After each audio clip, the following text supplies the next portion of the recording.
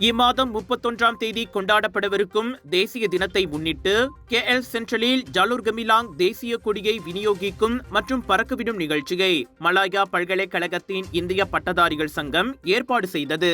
நாட்டின் மீதான தேசப்பற்று மற்றும் மக்களிடையே ஒற்றுமை உணர்வை ஊக்குவிக்கும் நோக்கத்தில் நேற்று நடத்தப்பட்ட இந்த நிகழ்ச்சியில் மலாயா பல்கலைக்கழகத்தின் இந்திய பட்டதாரிகள் சங்கத்தின் உறுப்பினர்கள் கலந்து கொண்டனர். இன மற்றும் சமய வேறுபாடுகளை எல்லாம் கடந்து மலேசியர்கள் என்ற உணர்வோடு நாட்டு மக்கள் அனைவரிடமும் ஒற்றுமை மற்றும் மரியாதையுடன் நேசம் கலந்த பற்று தேசிய கொடி மீது ஏற்படுகிறது.